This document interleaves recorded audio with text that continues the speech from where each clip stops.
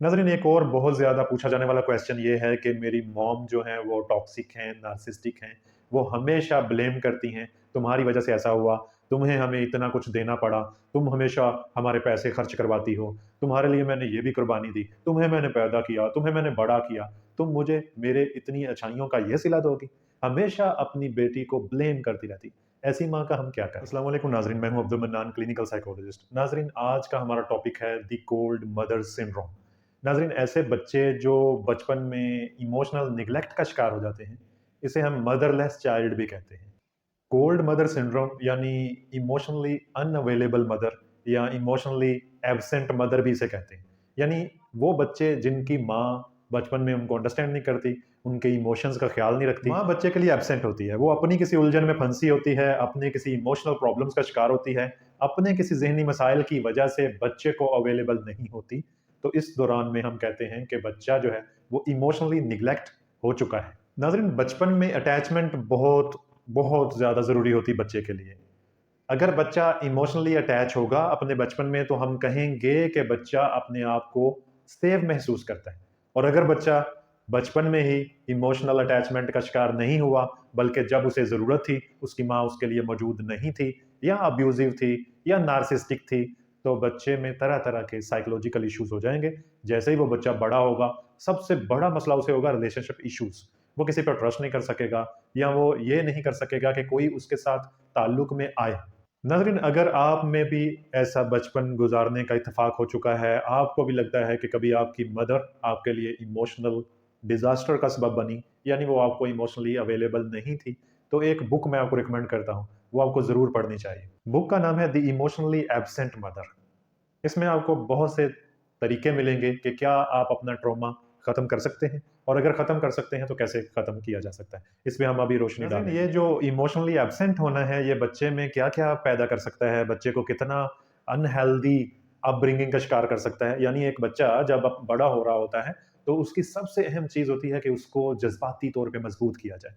वो एक मज़बूत शख़्स बन सके, वो एक मज़बूत ख़ातून बन सके। लेकिन अनफॉर्चुनेटली जब माँओं का सलूक अपने ही बच्चे के साथ इस तरह का होता है कि बच्चा इस दुनिया को अपने लिए सेफ महसूस नहीं करता, तो बच्चे में तरह-तरह के साइकोलॉजिकल ट्रेंड्स आना शुरू हो जाते हैं। अब बात करेंगे कि जब ये चीज़ हो चुकी है, हम में से बहुत से ऐसे लोग हैं जिनको उतना प्यार नहीं मिला जितना उनको चाहिए था, या बचपन में वर्किंग लेडी थी उनकी मदर और उनको वो तवज्जो नहीं दे सकी और अब भी वो ज़ख्म ताज़ा है, तो मैं उनसे सिखाऊँगा कि वो किस तरह से ये चीज़ें बेहतर कर सकता है और खुद की पर्सनैलिटी में जो फ्लॉज़ रह गए हैं, उसे कैसे ओवरकम किया जा सकता है। नाज़रीन, एक क्वेश्चन मेरे से बहुत ज़्यादा पूछा जाता है। आम तौर पे बहुत से क्लाइंट्स ये शिकवा करते हैं, ये शिकायत करते हैं कि जब भी हम अपनी माँ को ये चीज़ अवेयर करवाने की कोशिश करते हैं कि आपने हमारे साथ अच्छा नहीं किया, आप हमारे बचपन को तबाह कर चुकी हैं, या जब मुझे आपकी ज़रूरत होती है इमोशनली आप मुझे ताकत देने की बजाय आप मेरी ताकत छीन लेती हैं, तो माँ हमेशा खुद को डिफेंड करना शुरू हो जाती है। नाज़रीन, ये सवाल पूछा जाता है आमतौर पे कि माँ खुद को डिफेंड करती है और अंडरस्टैंड ही नहीं करती, तो ऐसी माँ का मैं क्या करूँ? तो इसका जवाब ये है कि ऐसी माँ जो इमोशनली एब्सेंट रही हो आपके लिए, यकीनन उसके बहुत से नफ्सियाती मसाइल हैं, तो वो हमेशा खुद को डिफेंड ही करेगी। या तो वो नार्सिसिस्टिक है या फिर वो खुद नफ्सियाती उलझनों का शिकार रही है, उसे बचपन अच्छा नहीं मिला। तो आपको अंडरस्टैंड करना होगा, बजाय अपनी मॉम के मसाइल को फिक्स करने के, आपको खुद की री-पेरेंटिंग करनी होगी। जी हाँ, ये टेक्नीक क्या है, मैं इसका आगे चल के इंशाल्लाह थोड़ा-सा ज़िक्र करूँगा ताकि आपको समझ आ सके। अभी आप अपने और अपनी माँ के ताल्लुक को बेहतर करना चाहते हैं, तो आपको अपनी माँ को फिक्स करने की ज़रूरत नहीं, बल्कि अपनी ज़ात को आपने फिक्स करना है कि मैं ऐसा क्या करूँ कि चीज़ें जो हैं वो सेटल डाउन हो जाएँ। नाज़रीन, एक और बहुत ज़्यादा पूछा जाने वाला क्वेश्चन ये है कि मेरी मॉम जो हैं वो टॉक्सिक हैं, नार्सिसिस्टिक हैं, वो हमेशा ब्लेम करती हैं, तुम्हारी वज़ह से ऐसा हुआ, तुम्हें हमें इतना कुछ देना पड़ा, तुम हमेशा हमारे पैसे खर्च करवाती हो, तुम्हारे लिए मैंने ये भी कुर्बानी दी, तुम्हें मैंने पैदा किया, तुम्हें मैंने बड़ा किया, तुम मुझे मेरे इतनी अच्छाइयों का ये सिला दोगी? हमेशा अपनी बेटी को ब्लेम करती रहती। ऐसी माँ का हम क्या करें? नाज़रीन, जब हम बचपन में अपने वालिदैन से इग्नोर हो जाएँ या हम मदरलेस फ़ील करें, तो अनकॉन्शियसली हम अपनी माँ की माँ बनना शुरू कर देते हैं। तो आपने अपने वालिदैन के वालिद या वालिदा बनने की कोशिश हरगिज़ नहीं करनी। ये कैसे होता है?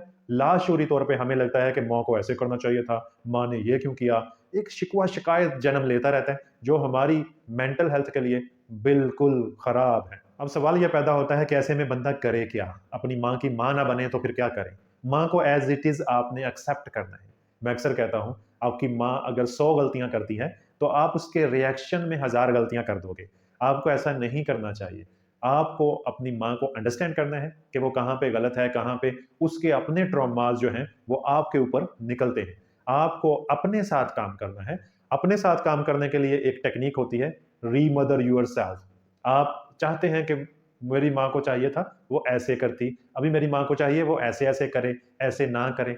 तो आपने लिख लेना है, जो आप चाहते हैं या चाहती हैं कि आपकी माँ आपके साथ करे, वो आपने अपने साथ खुद करना शुरू कर देना है। ये एक ऐसी टेक्नीक है जिसमें आप इमेजिनेशन के तौर पे या कागज़ पे लिख लेंगे।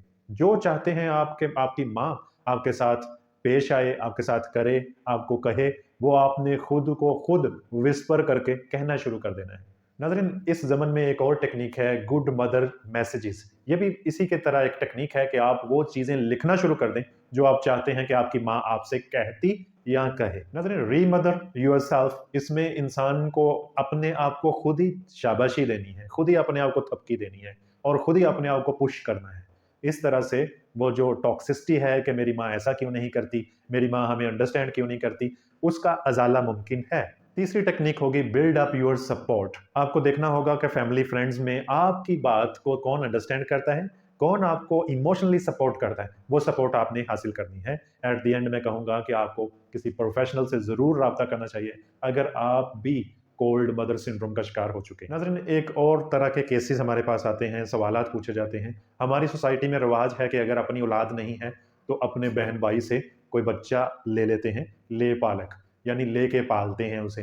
तो ये तो एक अच्छी प्रैक्टिस है, लेकिन इसमें बहुत से नफ्सियाती मसाइल भी आते हैं। ऐसे 2-4 केसेस हैं जिनकी तकरीबन सेम सिनेरियो है। उसमें बच्चियाँ शिकायत करती हैं कि मुझे मेरी माँ ने लेके पाला है, अपनी बहन से या अपने भाई से, यानी बायोलॉजिकल मदर और है और जहाँ पे वो पल बढ़ रही है, वो और है। अब ये इश्यू है कि उन्होंने मेरे पे पैसे लगाए हैं, मुझे पढ़ाया-लिखाया है, मुझ पे इन्वेस्ट किया है। वो अब तवक्को करते हैं कि अब ये हमारा सहारा बनेगी।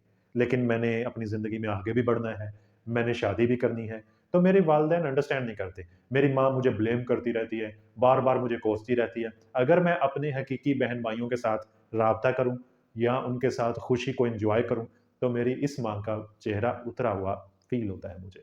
नाज़रीन, इसमें 2-4 बातें हैं। एक तो ये है कि आप यकीनन आपकी ये माँ आपको महसूस करवाती होगी, क्योंकि इसके खुद के बच्चे नहीं हैं, इसने आपको पाल-पोस के बड़ा तो कर दिया, लेकिन इसकी जो एहसास महरूमी है, वो ख़त्म नहीं हुई। वो किसी हद तक सैटिस्फाई हुई थी, लेकिन चूँकि जो मर्ज़ी कर लें, आप उसकी अपनी औलाद नहीं हैं, तो वो ये चीज़ ज़रूर आएगी। चाहे वो आपका बहुत ज़्यादा ख़्याल करे, चाहे आप भी उससे बहुत ज़्यादा मोहब्बत से पेश आती हों, मगर कभी न कभी, कहीं न कहीं, कुछ न कुछ ऐसा ज़रूर होगा, जिसकी वजह से आप हर्ट होंगे या आपकी ये मॉम हर्ट। नाज़रीन, ऐसी माएँ जो इमोशनली अनअवेलेबल हों या कोल्ड मदर हों, ऐसी माएँ आम तौर पे किसी ट्रॉमा का शिकार हुई होती हैं। इन तमाम चीज़ों से ये बात वाज़ेह होती है कि ऐसी माएँ कहीं न कहीं अपने असली बच्चों को भी फ़ोर्स करती हैं, ये करो, ये ना करो, इससे मिलो, इससे ना मिलो। एक हद तक तो ये चीज़ समझ आती है, लेकिन ये एक हद से तजावुज़ कर जाती है जब कोल्ड मदर सिंड्रोम अक्कर हुआ हो।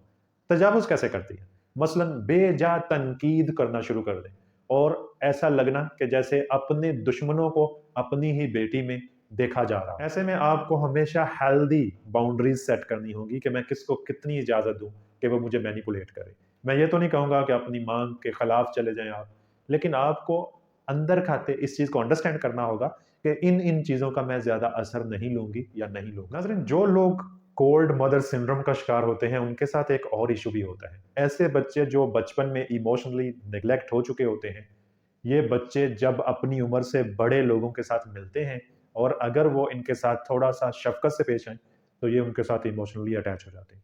और इस तरह से बहुत से दीगर इश्यूज़ पैदा होते हैं। यानी कोई इनको मिला, कोई यूनिवर्सिटी का प्रोफ़ेसर है, जो इनके साथ बेहतरीन चलता है, जो इनको पुश करता है, मोटिवेट करता है, इनको उसके रूप में अपने बाबा महसूस होंगे, कि मेरे बाप को ऐसा होना चाहिए या मेरी माँ काश ऐसी होती। एक प्रोफ़ेसर यूनिवर्सिटी में मिली, जो बहुत ही अच्छा पेश आ रही थी, तो लड़की को लगा कि ये मेरी बड़ी बहना है, फिर लगा कि नहीं ये मेरी माँ की तरह है। फिर ये जज़्बाती कैफ़ियत बढ़ती गई और दोनों ही जज़्बाती तौर पे अटैच हो जाते हैं। जो कि अनहेल्दी है। नाज़रीन, इसी तरह बहुत सी ऐसी ख़वातीन जो बचपन में इमोशनल निग्लेक्ट फेस कर चुकी होती हैं, जो मदरलेस फ़ील कर चुकी होती हैं, जैसे ही वो यूनिवर्सिटी में जाती हैं, वहाँ पे उनको कोई प्रोफ़ेसर जो है, वो अच्छा लगता है, जो उनकी ज़िंदगी को चेंज करता है, मेहनत करता है उनके ऊपर और मोटिवेट करता है। फिर वो चीज़, वो जज़्बात बदलते हैं। सेम एक तरफ से उनको वो पेरेंट्स के रूप में वो महसूस हो रहे होते हैं और एक तरफ से वो उनको लवर के रूप में सामने आ रहे होते हैं। वो इस चीज़ को अंडरस्टैंड नहीं कर पाते। वो अनहेल्दी रिलेशन में अंदर तक दंस जाते हैं और उनके बिना वो अच्छा महसूस ही नहीं करते। चूँकि वो प्रोफ़ेसर्स हैं, वो यूनिवर्सिटी में पढ़ाते हैं या कोई भी दीगर लोग जिनको आपने बड़ा तस्लीम किया, अपनी माँ की जगह, अपने बाबा की जगह लिया, ज़िंदगी में वो आपके साथ चिमट के थोड़ी रह सकता है। कभी ना कभी ज़िंदगी में आपको भी आगे बढ़ना है और उसको भी जाना है। तो जब ऐसी कैफ़ियत होती है, जब ये राब्ते टूटते हैं, तो बहुत पेन होती है। तो फिर इसी ऑफ़िस में बहुत से लोग सेशन के लिए आते हैं। अपना बहुत सा ख्याल रखिएगा। मिलेंगे इंशाल्लाह अगले वीडियो सेशन में। तब तक के लिए अल्लाह हाफ़िज़।